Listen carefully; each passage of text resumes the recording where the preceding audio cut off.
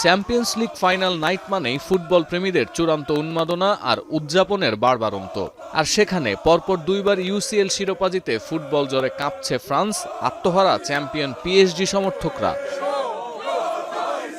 ট্রাইবেকারে আরেক ফাইনালিস্ট আর্সেনালকে হারানোর পর লাল নীল আলোয় সেজে ওঠে প্যারিসের বিখ্যাত আইফেল টাওয়ার। রাজপথে নেমে আসেন লাখ লাখ সমর্থক, রঙিন ফ্লেয়ার, আতশবাজি, দলের পতাকায় ছেয়ে যায় গোটা ফ্রান্স।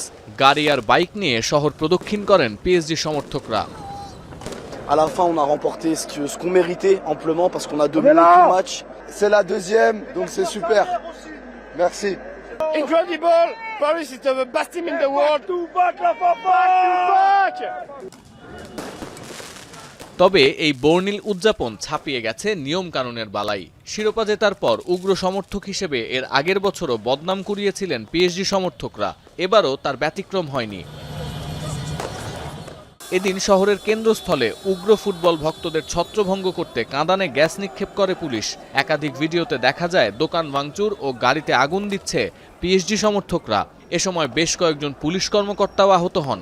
সবচেয়ে বেশি সংঘর্ষ হয়েছে পিএসজির পার্ক দ্য প্রিন্সেসে, যেখানে বড় পর্দায় ফাইনাল দেখতে জড়ো হন লাখো সমর্থক।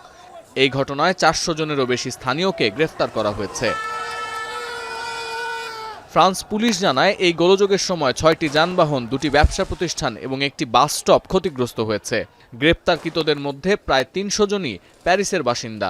পরিস্থিতি পর্যবেক্ষণের পর ফরাসি স্বরাষ্ট্রমন্ত্রী বলেছেন, এ ধরনের উদযাপন একেবারেই অগ্রহণযোগ্য। রোববার স্থানীয় সময় বিকেলে বিজয় প্যারেড নিয়ে আইফেল টাওয়ার প্রদক্ষিণের পর ফরাসি প্রেসিডেন্ট ইমানুয়েল ম্যাক্রোর একটি সংবর্ধনা অনুষ্ঠানে যোগ দেবেন পিএসজি তারকারা। গেল বছর পিএসজির ইউরোপীয় চ্যাম্পিয়নশিপ জয়ের পর সংঘর্ষে 17 বছর বয়সী এক কিশোর সহ 2 জন নিহত হয়। সতীর্থ কর্মকার, এখন বিশ্ব।